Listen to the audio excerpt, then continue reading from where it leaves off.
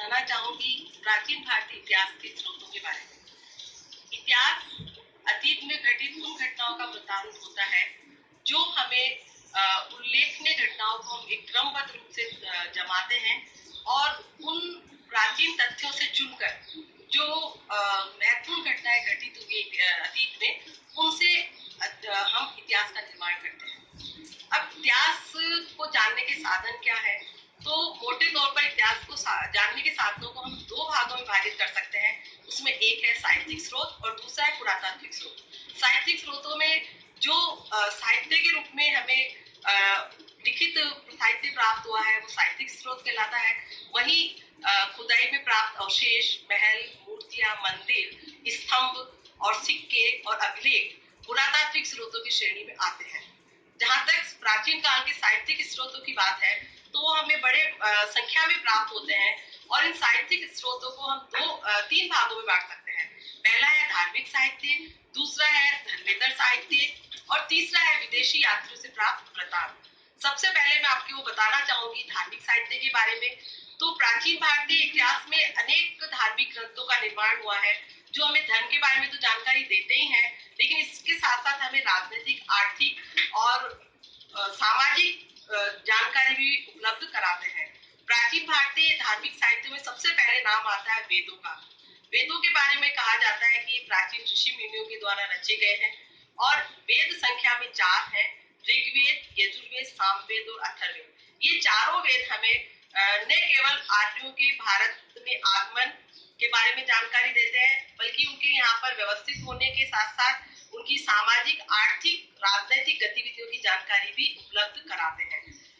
वेदों के बाद में बताना चाहूंगी ब्राह्मण ग्रंथों के बारे में। ब्राह्मण ग्रंथ वह ग्रंथ थे जिनकी रचना की गई थी यज्ञों के बारे में जानकारी उपलब्ध कराने के बारे में। ब्राह्मण ग्रंथों की संख्या भी काफी सारी है और ब्रह्म का अर्थ होता है ज्ञान।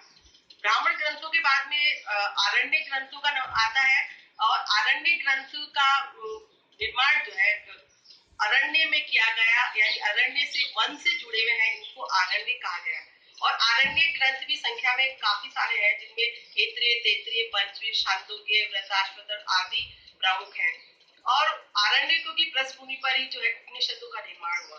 उपनिषदों का अर्थ है जो ग्रंथ गुरु के समीप बैठकर रचे गए। उपनिषद संख्या में 108 है, लेकिन इनमें प्रमुख उपनिषद जो है 11 है, जिनमें ईश, केन, प्रश्न, मुंडक, मांडुक्य, श्वेताश्वतर, छांदोग्य आदि उल्लेखनीय है।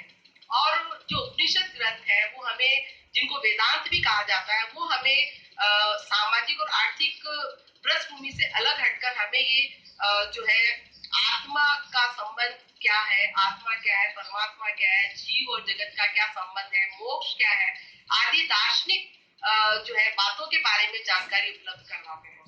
और उपनिषद के अलावा अनेक अन्य धार्मिक ग्रंथ भी रचे गए, जिसमें सूत्र ग्रंथ है जिसमें 6 उनकी संख्या है। इसके अलावा जो है बहुत सारी स्मृति ग्रंथ हैं और स्मृतियों में मनु स्मृति और याज्ञवल्क्य की स्मृति प्रमुख है, जो हमें प्राचीन काल के सामाजिक जीवन के बारे में, सामाजिक संगठन के बारे में, रीति रिवाज और परंपराओं के बारे में जानकारी उपलब्ध कराते हैं। इसके बाद में मैं बताना चाहूंगी महाकाव्यों के बारे में, जिनके बारे में आप सब लोग अच्छे से जानते हैं। 2 महाकाव्य हमारे इतिहास में प्रसिद्ध रहे हैं, उसमें है रामायण और महाभारत।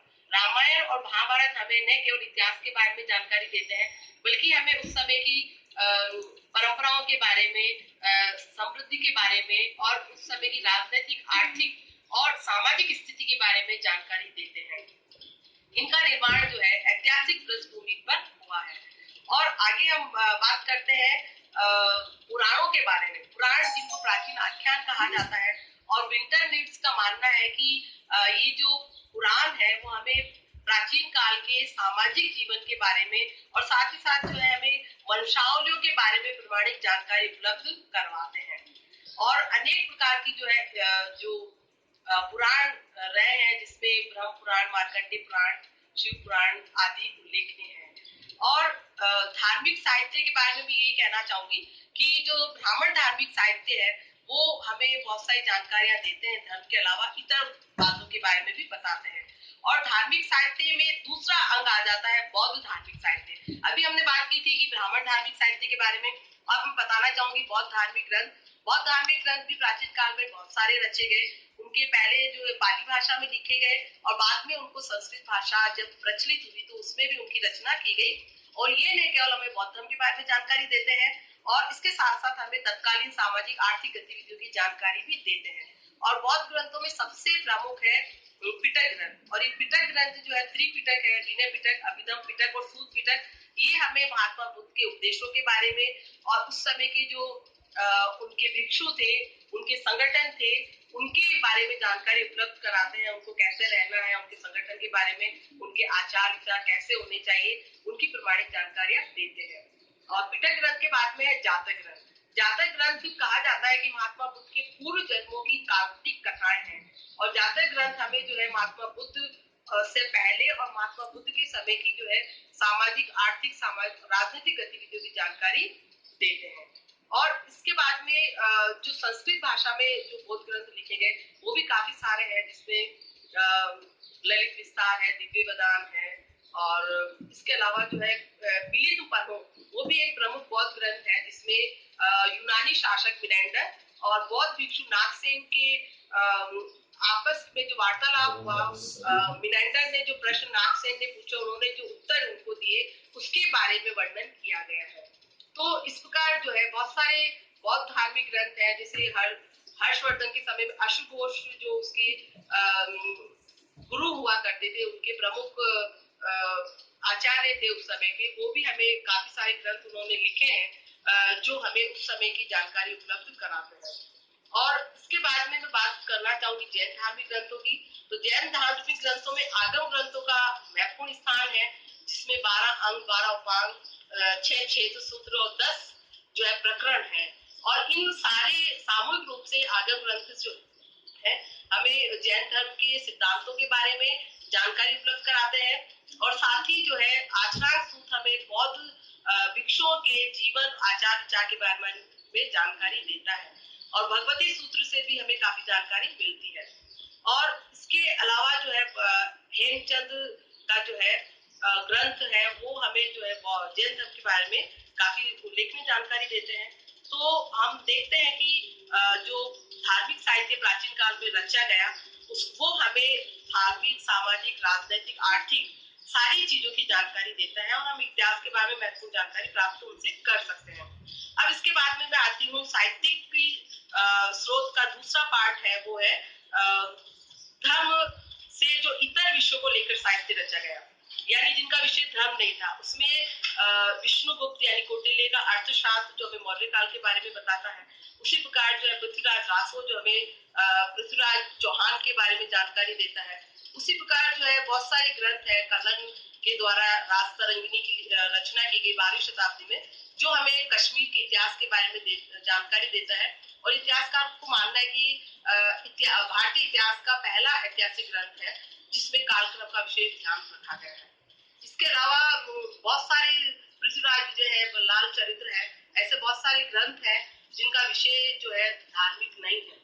और वो हमें उसी प्रकार कालिदास का जो मालवी का अग्निमित्र है, जिसमें वसुमित्र और मालिका के बारे में जानकारी है देती है, जो है उसमें काफी ऐतिहासिक जानकारी भी हमें प्राप्त होती है। ऐसे ही बहुत सारे जो है उस समय महाविभास है या पतंजलि का महाविभास है, या बहुत सारे मुद्रा राक्षस वगैरह ग्रंथ है, ऐसे ग्रंथ जो कि इतिहास के बारे में जानकारी देते हैं, साथ ही उस समय की राजनीतिक और धार्मिक जानकारी देते हैं। इसके बाद में मैं साहित्यिक स्रोतों के तीसरे पक्ष पर आना चाहूंगी, और वो है विदेशी यात्रियों के वृत्तांत। प्राचीन काल से भारत में अनेक विदेशी यात्री विभिन्न कारणों से भारत में आए, और उन्होंने यहाँ रहकर काफी लंबा समय गुजारा, और अपने देश लौटकर उन्होंने यहाँ के बारे में लिखा। और उनको हम प्रमाणिक मान सकते हैं, क्योंकि उन्होंने ज्यादातर ऐसे लेखक है जिन्होंने खुद यहाँ रहकर इन ग्रंथों की रचना की या अपने देश में जाकर उनको लिखा।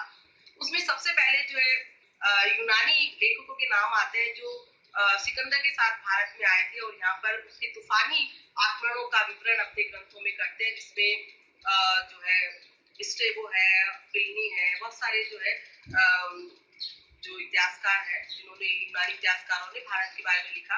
जैसे प्लिनी है जो भारत के भूगोल का लिखा उन्होंने, और उसके द्वारा बनाया गया नक्शा अभी भी उपलब्ध है।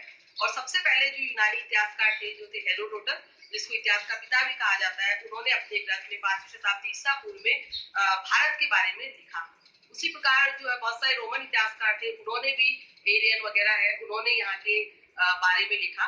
और यूनानी इतिहासकारों में सबसे प्रमुख है मेगस्थनीज, जो यूनानी शासक सीरिया का जो शासक था सेल्यूकस, उसका जो राजदूत था चंद्रगुप्त मौर्य के दरबार में वो आया था और काफी लंबा वक्त उसने यहाँ गुजारा और उसने एक ग्रंथ लिखा था एंटिका, जो चंद्रगुप्त मौर्य के इतिहास का एक प्रमाणिक ग्रंथ है। लेकिन ये ग्रंथ वर्तमान में दुनिया में कहीं भी मौजूद नहीं है। लेकिन जो अन्य स्ट्रैबो, एरियन, प्लूटार्क वगैरह जो यूनानी इतिहासकार है, लेखक है, वो उसका उद्धरण देते हैं। तो हमें एंटिका के बारे में पता चलता है कि वो मौर्य साम्राज्य के शासन के बारे में, उनकी राजनीतिक गतिविधियों के बारे में, सामाजिक जीवन के बारे में काफी महत्वपूर्ण जानकारियां हमारे को उपलब्ध कराते हैं। उसी प्रकार हम बात करें चीनी लेखकों की, जिसमें सु माचिन, हैंसांग, फाइयान, इत्सिंग आदि महत्वपूर्ण है, जिन्होंने न केवल यहाँ रहकर, वो आने का उद्देश्य तो उनका ये था कि बौद्ध धर्म की जानकारी प्राप्त करने के लिए, बौद्ध धार्मिक स्थलों की यात्रा करने के लिए आए थे भारत, लेकिन उन्होंने यहाँ की राजनीतिक गतिविधियों के बारे में और सामाजिक गतिविधियों के बारे में भी उल्लेखनीय जानकारी हमें दी है। उसी प्रकार तिब्बती लेखक तारानाथ, जिन्होंने कंग्यूर और तंजूर की रचना की, जो श्रीलंका के इतिहास के बारे में हमें जानकारी देता है। और इसके बाद में आते हैं अरबी इतिहासकार, अरबी लेखक, जिसमें सबसे पहले आता है अल-बरूनी का नाम, जो महमूद गजनवी के साथ जिन्होंने भारत की यात्रा की और तहकीक हिंद नामक जो है ग्रंथ अपना लिखा, और वह एक संस्कृत के प्रकांड पंडित भी थे और उन्होंने उस समय के भारत के बारे में महत्वपूर्ण जानकारी हमें दी है। उसी प्रकार अन्य जो अरबी लेखक है, उसमें सुलेमान है और जो है मिनहाजुल सिराज है, फरिश्ता है, ये सारे लोग थे जिन्होंने समय समय पर वो भारत आए, यहाँ पर रहे और इन्होंने यहाँ के इतिहास के बारे में हमें उल्लेखनीय जानकारी दी।